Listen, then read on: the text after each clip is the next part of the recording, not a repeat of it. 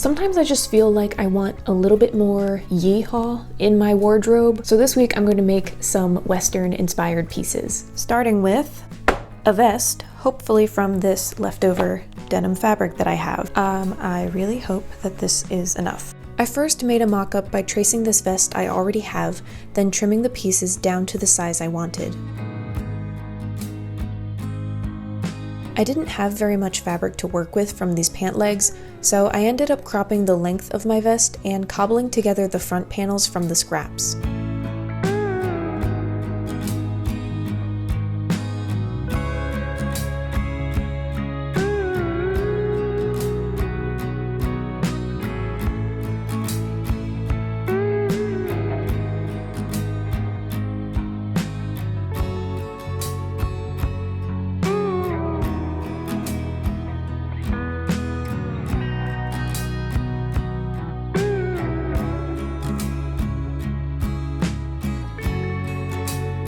To finish the front of the vest, I decided to make front facings with a scrap of black fabric. I know I'm supposed to do this like earlier in the process, but it worked out fine. I connected these with a strip of black bias tape along the back of the neckline.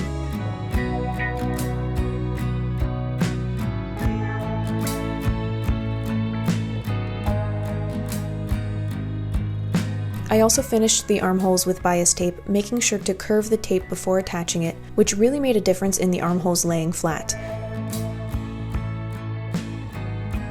I again used bias tape to finish the bottom edge, which kept the fabric from stretching out as I sewed. The next item I wanted to make was a long prairie-style skirt with a big ruffle along the bottom, and this floral bedsheet was perfect for it. I used this other skirt to mark out the length I wanted, then cut 2 very large trapezoids for the body of the skirt.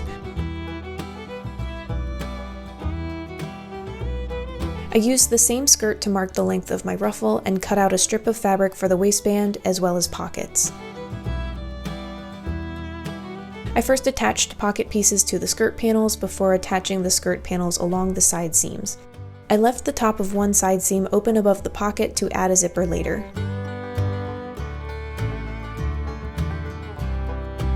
I then gathered the skirt along the top to be sandwiched inside the folded over waistband.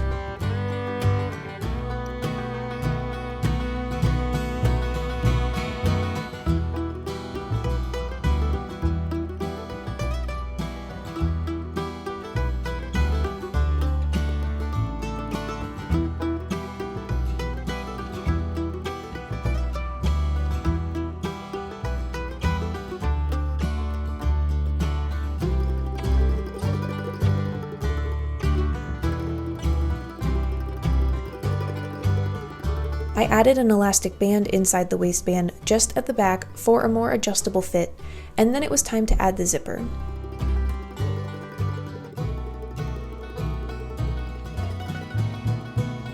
I basted the zipper in place first to make sure everything would line up correctly.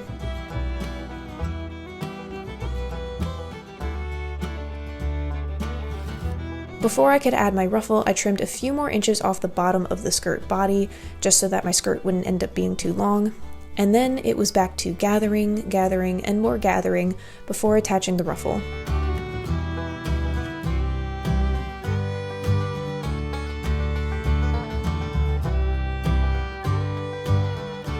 Last thing to do was finish the hem.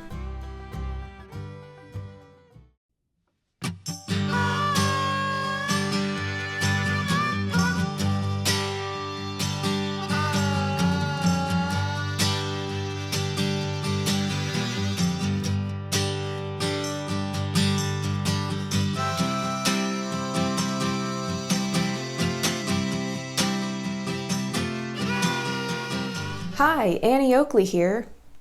To be fair, I think this is giving more like 70s prairie kind of style rather than explicitly Western, but I'm not mad at that. I really like that actually. I really like both of these pieces and definitely see myself getting use out of these. I actually like how patching the random scraps together on the front turned out on the vest. I was worried that that would look weird, but I actually think it's more interesting looking to have those random pieces cobbled together, and curving the bias tape for the armholes worked beautifully. They're definitely not perfect, but like, honestly, that's pretty good. We're getting there, guys. So I did have to scale it down in size a lot more than I originally wanted, which is fine. I just really did not have that much fabric. As some of you may know, that is a constant problem with me where I'm like, yeah, I can squeeze a garment out of that, totally. The only things I will critique myself on for this is that unlike the armholes where I really made a lot of effort to curve the bias tape before attaching it,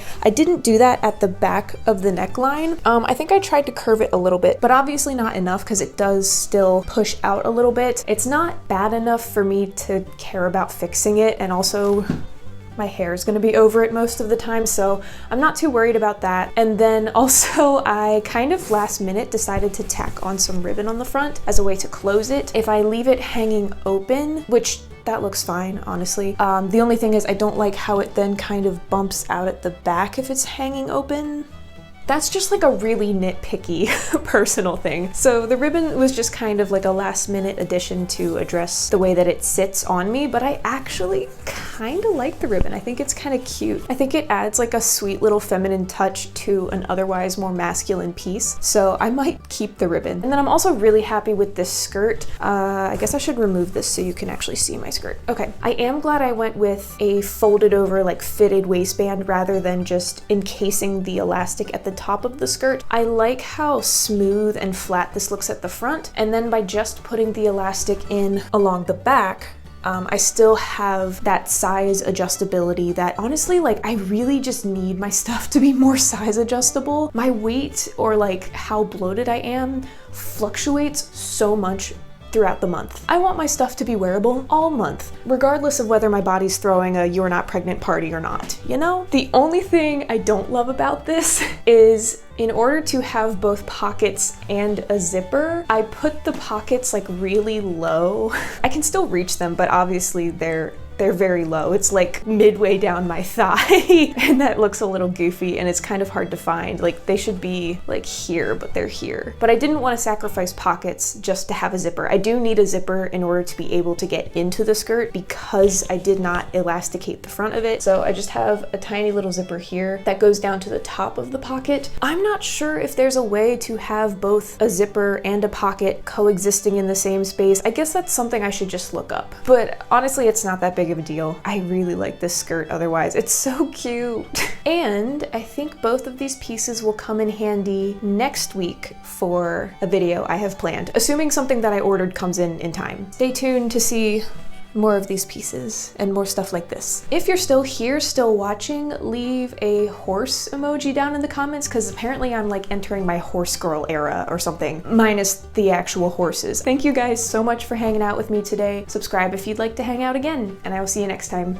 Bye. So I gotta tell you guys about a new nightmare fuel that was unlocked for me yesterday. Midnight, I go into our bedroom and there's this creature on our rug just writhing around, and it is the most heinous looking thing I have ever seen. I have never so badly wanted to just incinerate something, just burn it. I'm usually pretty good with bugs. Like we get wolf spiders all the time that we have to deal with. Those don't really faze me other than like, please don't bite me. But this thing elicited the most visceral reaction from me. I have never so strongly felt like, you know what? The house is yours. I'll just go live in my car. You can have the apartment. It was so bad, and my husband was at work, so I had to deal with it myself. Have you guys ever seen this thing? Do you get these where you live? The northern mole cricket. That is not a cricket. That is the spawn of Satan.